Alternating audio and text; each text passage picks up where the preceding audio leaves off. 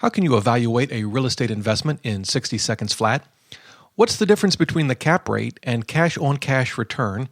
And are mutual fund transaction costs factored into its reported returns?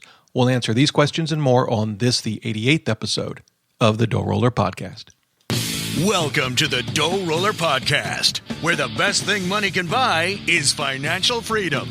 We help you make more, spend less, and invest the rest. And now your host, Rob Berger. Whether you're just starting out, buried under a mountain of debt, or well on your way to financial freedom, this is the podcast to help you take your finances to the next level.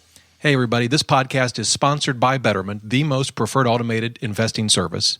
Betterment has cutting-edge technology to optimize returns, minimize taxes, and save you time and money. Join over 34,000 customers who have already streamlined their portfolio management at betterment.com/roller. That's betterment.com/ROLLER.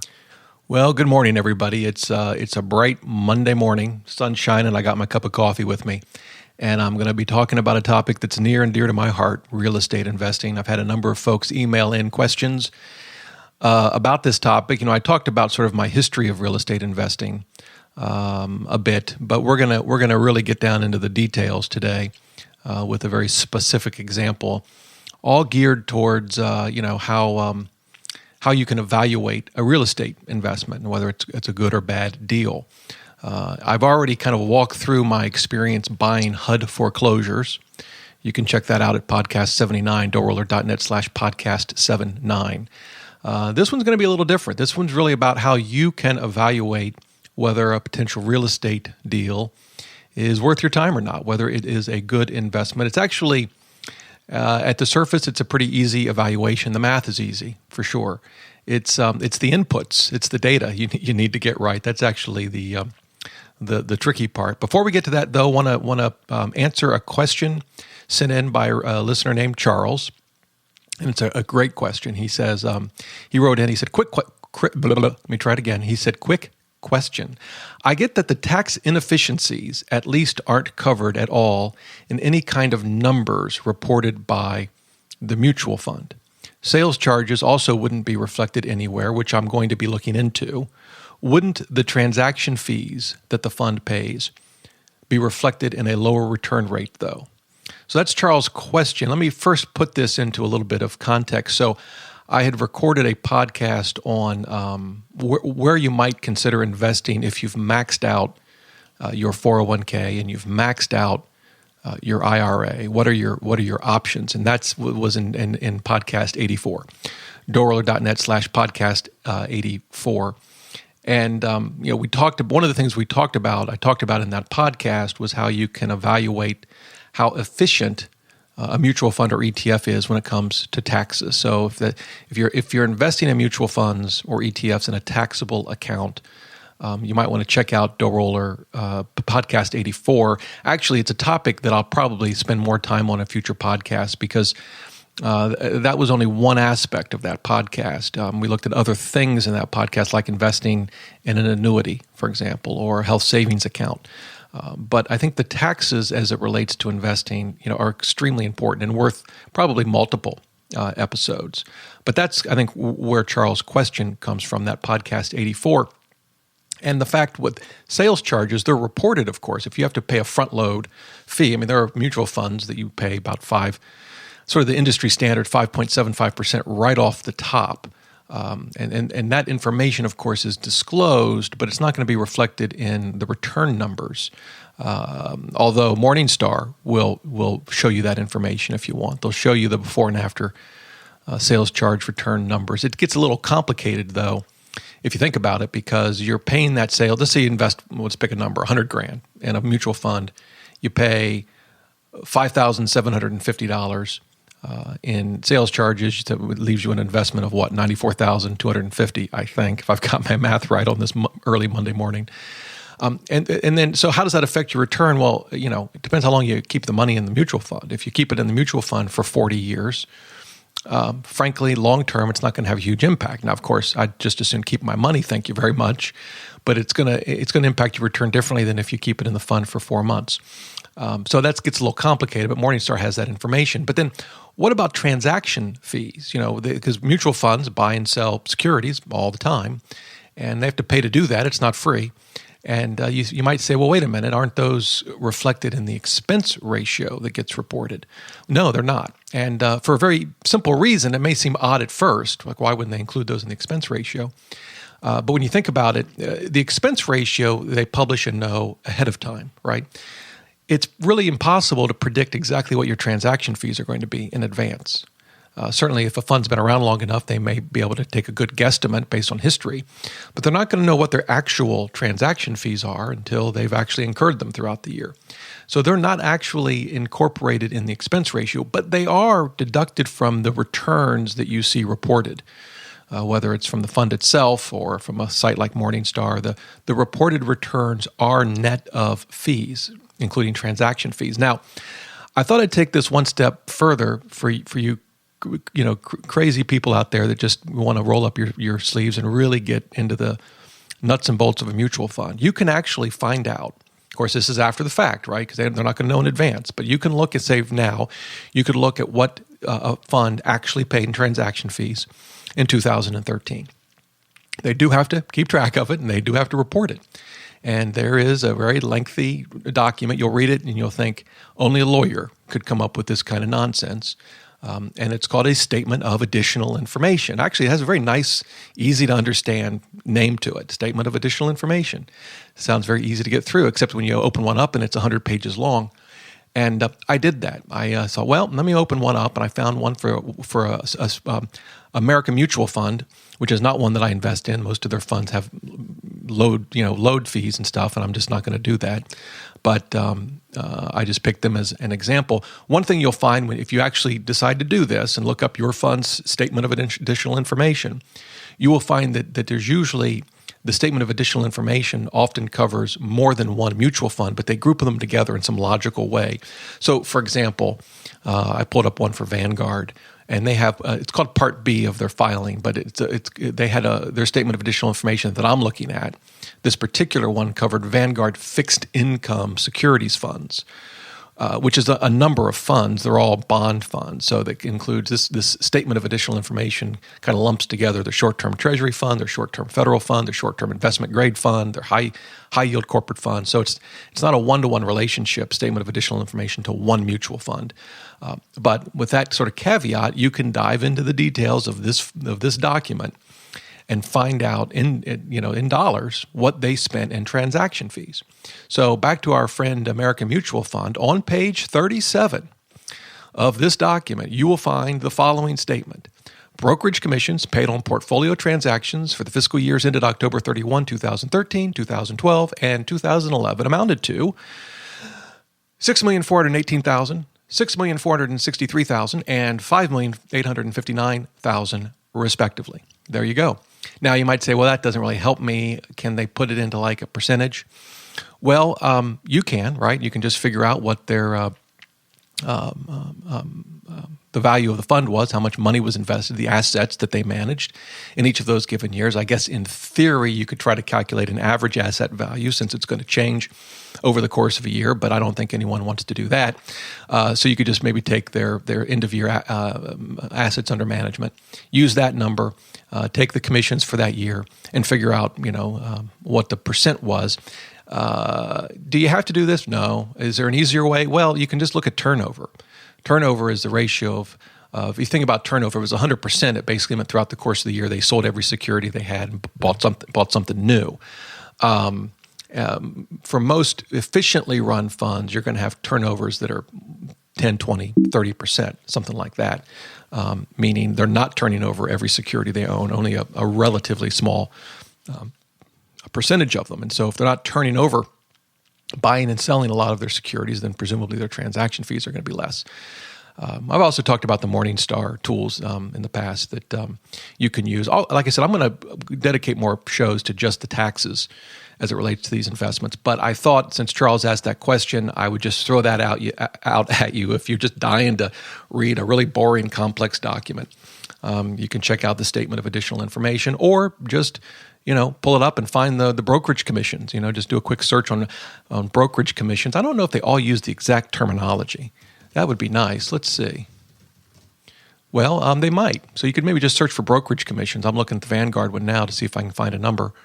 Yep, sure enough, they could just call it brokerage commissions. This is on page, you ready for this? For the Vanguard fixed income funds, it's on page B-56. Now, Vanguard gives you a nice table. By the way, just looking at the numbers, like their short-term treasury fund in 2014, their total cost for that fund, transaction cost $357,000. Obviously, a lot different than $6 million, but again, you got to look at the size of the fund, which is critical. You can't look at these numbers in absolute terms. It's got to be relative to the assets under management. Obviously, if a fund is managing significantly more assets, then you would expect their transaction cost, all other things being equal, to be higher. So anyway, there you go. Statement of additional information. If you want to check that out, you can check out your funds and see exactly what they are spending on brokerage commissions. Okay, now to the main topic today. And a couple of people wrote in about this. I think even more. I've got 2 emails that I'm going to read to you that I've received recently. One was from Cedric, and he actually had a couple of emails back and forth about evaluating real estate transactions. And but he wrote in at one point. He said, "Hi, Rob. Great show about how to invest when maxed out retirement investment options." So it's the same podcast I mentioned before, podcast 84. Then he says, "What about real estate investing?" So his question was, okay, well, in terms of wanting to get tax efficiencies, and you've maxed out your 401k and IRA, yeah, you could invest in a Vanguard index fund or maybe an annuity or a health savings account. But what about real estate? Isn't that a tax-efficient way to invest? And we're going to talk about that. I'm going to break this up in a couple of shows, but we're going to get to taxes, specifically taxes and real estate investing in the sort of second part of this podcast. Today, we're going to start with to me, is sort of the fundamental question: how do you evaluate to begin with? Because tax efficiencies won't turn a bad investment into a good one, right? You got to start with a good investment and then figure out the taxes. In any event, so the second email I got was from Stephanie. Now, Stephanie is going to be on this show. I've actually interviewed Stephanie. And if I've got my numbering correct, she is going to be on podcast episode 92. Great interview. Enjoyed talking to Stephanie a lot, a listener of the show. But after that interview, she wrote in and she said, she was talking about in her email, and I'm only going to read part of it, but it was about real estate investment. And she wrote, you buy a property, and let's say that the monthly payment, principal and interest and taxes is $2,000 a month. You also have to pay insurance and maintenance and potentially pay for a property manager. How much do you have to rent it out for in order to, quote unquote, break even financially or to actually make money? I can't figure out the nuances of rental income, tax deductions for a non-primary home, etc. And then later in the email, she wrote, "I love the way you use real examples and, quote, show your math." All right, well, Stephanie, just for you, we're going to use a real example and we're going to show some math. So what I'm going to do today is walk through how I evaluate the real estate investments that I have with my best friend. I've been best friends since the 9th grade.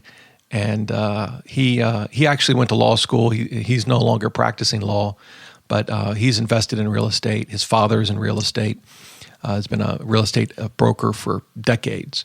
And so he and I started investing in real estate, as I mentioned in the HUD-related podcast, since 2005. So I guess nine years now.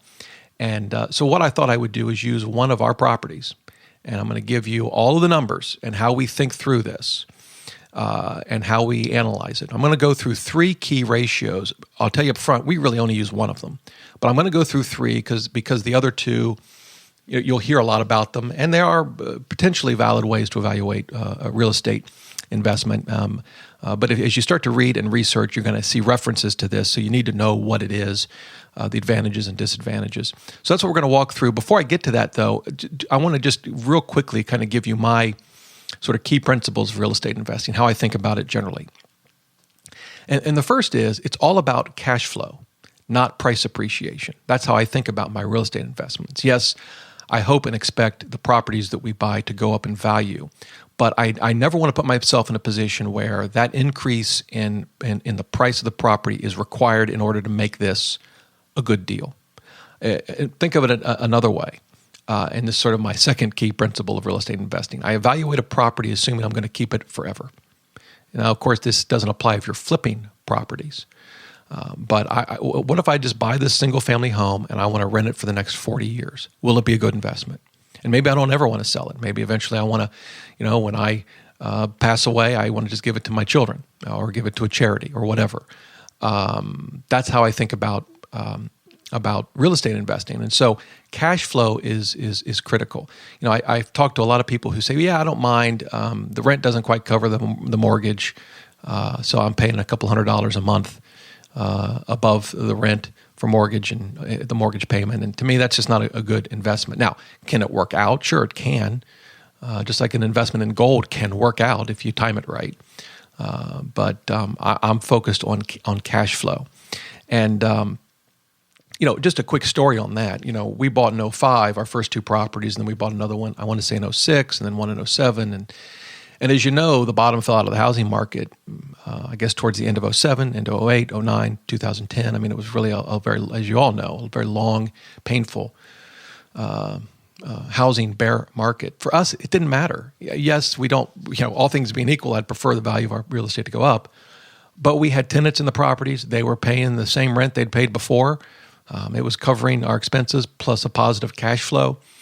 And we were doing just fine. And, I didn't have one sleepless night owning, at that time, 5 single-family homes because the housing market was going down. The rental market was just fine, even with rising unemployment. And the tenants were paying on time. And, the fact that I could now sell the house for less didn't mean anything to me. I didn't care. And that's really kind of how I try to think about all of my investing. But that's how I think about real estate investing. The third key principle is that there's no such thing as zero down investing. We have bought properties where we've been able to finance 100% of the property, or nearly 100%, where you maybe put in $1,000 or $2,000. The example I'm going to mention today, I think we put in $3,800. But we've had literally no money down investing. And you say, well, then why do you say there's no such thing as a zero down investing? Because invariably something's going to go wrong. The furnace is going to go out. The roof is going to need repaired. You're going to, a tenant's going to not pay you, maybe vacate the property, and you're going to go into it and it's going to be destroyed. Yeah, right. So these sort of late night infomercials promoting zero down investing. Yeah, technically, can you get into a property with no money down? Yes, you can. But I think if you're banking on not having to put any money out, potentially capital improvements or whatever, you're going to be in for a rude awakening. And I never go in thinking we're never going to have to invest something in the property. We just had tenants move out of one property, and they'd kind of messed it up. I mean, and we're never going to get the money from them. They had a small security deposit, so we'll keep that. But I mean, they did, security deposit maybe of $1,000, and they probably did $5,000 to $6,000 worth of damage to the property, and that's just part of being a landlord. That's part of the risks of real estate investing. So I'll tell you, I'm not one here to say, oh, man, it's going to be easy. You're going to love every minute of it, and you're going to be wealthy beyond your wildest imaginations. Just, I'm very happy with our investments. They've done well for us, but they're not without their headaches. And so there's just really no such thing as zero down investing. The last thing I'll say about real estate investing before we get to the 3 key ratios, people love to compare real estate investing to the stock market. It's a lot like comparing an apple to a football, in my opinion. They're just totally different. It's absurd to compare the two. For starters, you have liability as a landlord. Yes, you're going to have insurance, fine, but you're on the hook. You have real liability, and that's true. That's true even if you pay cash, right? Because you're going to have liability if someone gets hurt on the property, and if you are financing it, then you have that potential risk. And so there's real liability in real estate investing, and there is none in the stock market, right? You can't, as a shareholder of Apple, you cannot be sued because Apple does something stupid. It's just not the way it works. And so that's one huge difference. And then there's just the headache of managing property. And if you think you're going to buy one single family home and pay a property manager, your profits are going to go bye-bye, because unless you've got enough property where you have this sort of economy of scale where it can actually make sense to have a property manager. But for 1, 2, 3, even 5 properties, you're going to end up burning through a lot of your profit, a lot of your cash flow, paying for a property manager. My friend's father, I think, hires someone full-time to manage his properties, but he's got, 60, 70, 80 units. there it might make sense. But when you're just starting out, if you end up hiring a property manager, you're going to end up losing a lot of your profit. So the point is, there's just headaches to be dealt with in real estate investing. So, when people talk about which one is better, it's a silly, to me, it's a silly question. I invest in both. I think they both have their advantages and disadvantages. They both can be good investments. They both can be bad investments. So that's my take on the whole real estate, versus stock market question. Okay, so now onto the three key ratios. Again, we primarily use one. And what I'm going to do for each of these is use a specific example of one property that we own, and I'm going to give you all the numbers. So let's walk through the property. Let's do that first. So this property we bought, it's terrible, I don't even remember the exact year. I think it was 2009. We paid $42,000. Now this is a property in Central Ohio. We paid $42,000. It's in a good school district, which is kind of our theory of investing. We buy all foreclosures, number one. This was a HUD foreclosure. We buy in good school districts. And which, for better or worse, in Central Ohio means we largely bypass the Columbus school districts. This is where we both grew up. He still lives there. We know this area backwards and forwards. So we generally buy in single-family homes in good school districts, and we try to avoid properties and have avoided properties that have homeowners association dues. So anyway, this is a 3-bedroom, 1-bath, nice yard, probably a quarter acre, flat. Good yard in a safe neighborhood, not a great neighborhood, but a safe neighborhood in a good school district. We paid $42,000. We put a total of $25,800 into the home. This was a pretty significant rehab. The home was in disrepair. It needed a lot of help, so it was a pretty significant rehab, and that gave us a total cost into the property of $67,800. We financed $64,000 of it. Now, you may be wondering how we did that. We use what's called a portfolio lender.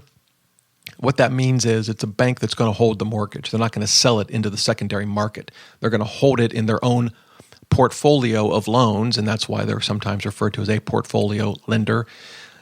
This is often the case with small local and regional banks with a lot of private investors, and so they'll hold these loans. And when they do that, they don't have to meet the standards required to sell a loan into the secondary market. So they don't have to worry about the down payment requirements and credit score requirements, although we would meet the credit score requirements. But they can, as a result, they can lend more money than you would get with sort of a traditional lender. And if you're looking for a portfolio lender in your area, just talk to a real estate agent who does a lot of investing. They're going to know folks you can talk to.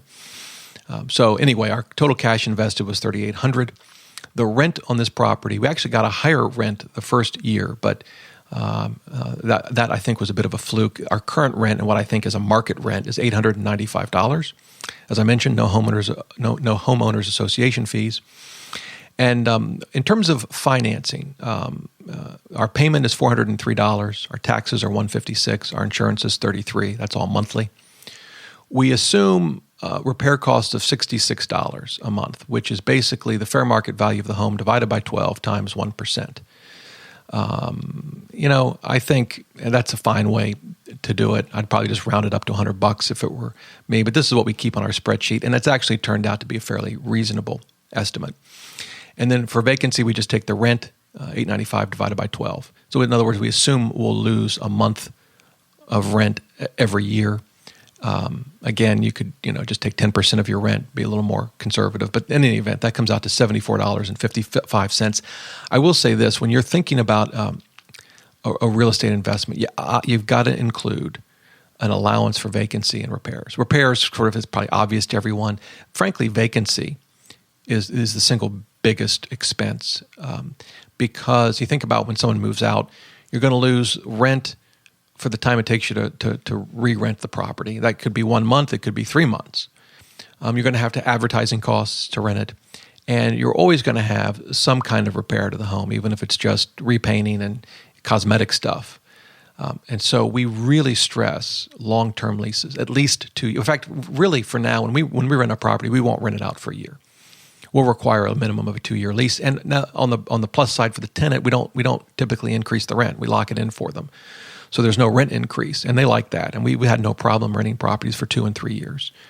to keep those vacancy costs down and the repairs that inevitably go with vacancy. So those are sort of the numbers. Obviously, I'll put them in the show notes to this podcast if you want to look at them in more detail.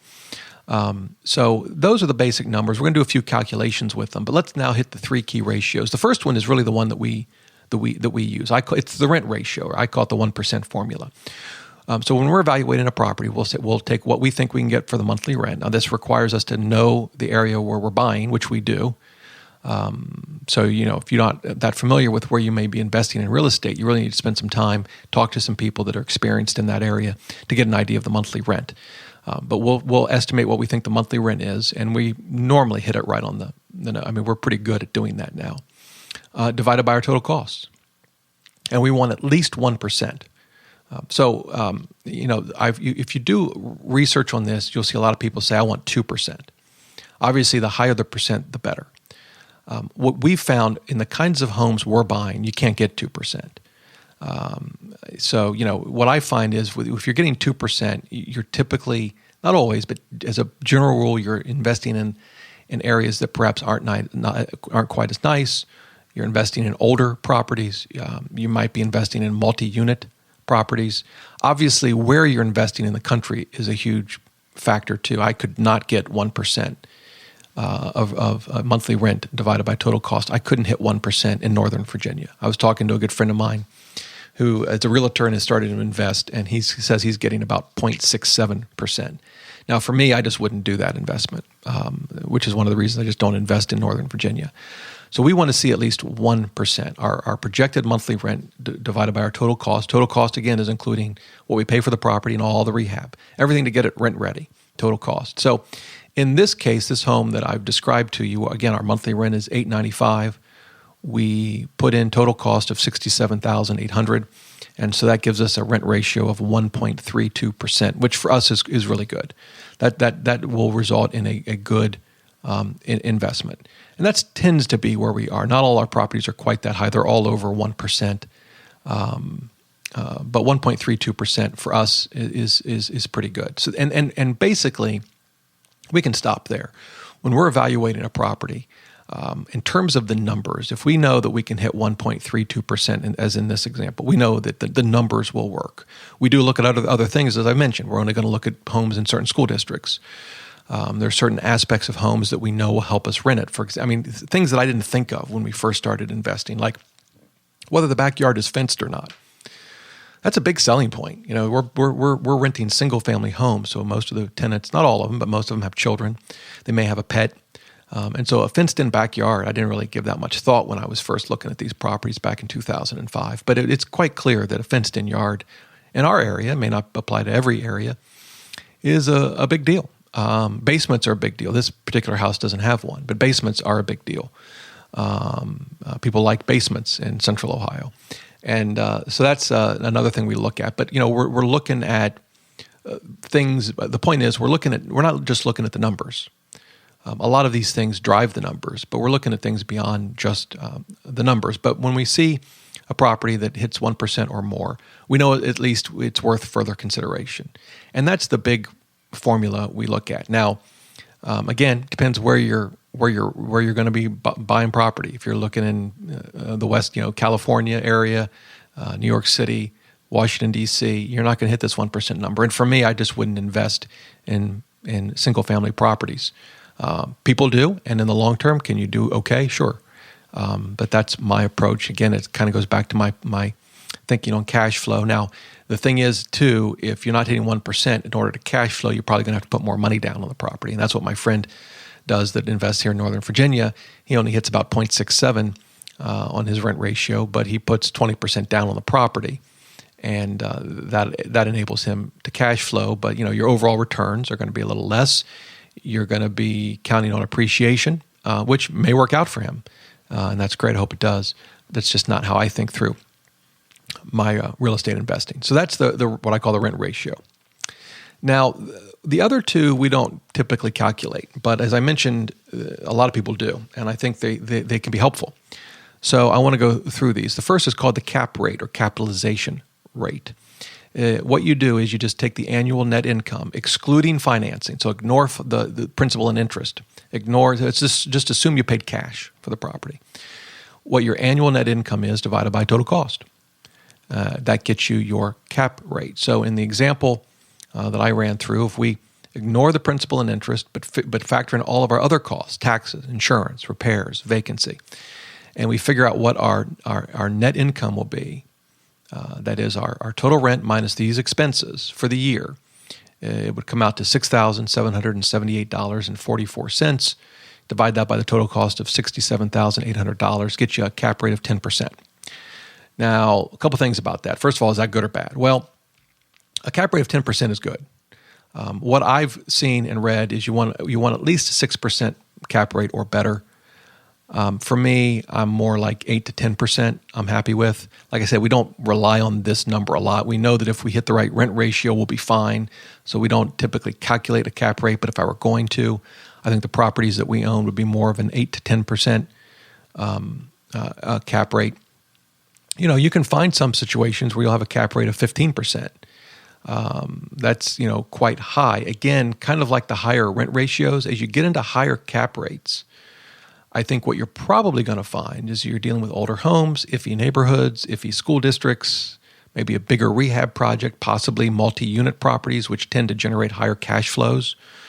But all of these properties could also mean slower appreciation. Again, that's not so much my concern, but it's not irrelevant, and it may be your concern. So I point that out. Again, these are all generalizations. At the end of the day, you need to look at each investment separately and do the math. But that's kind of what I've found and what I've experienced. And so that's kind of how the cap rate works. Now, in commercial real estate and apartment complexes, it's all based on the cap rate. That's how they're evaluating these.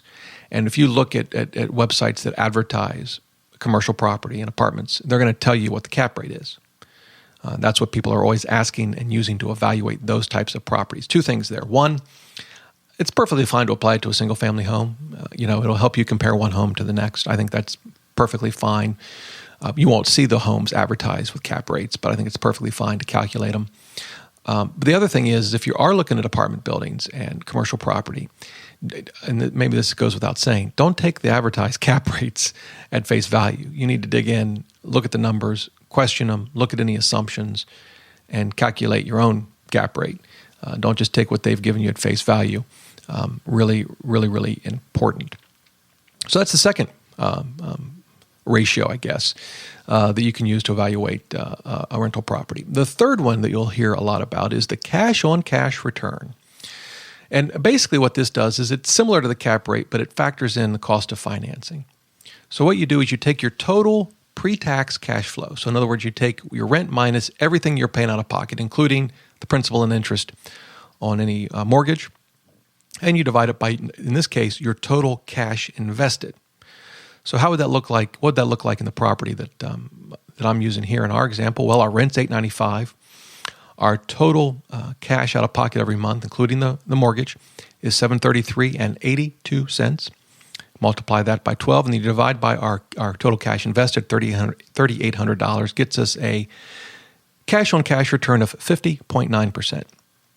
Now, this is probably my least favorite number and the one that I think is the least helpful.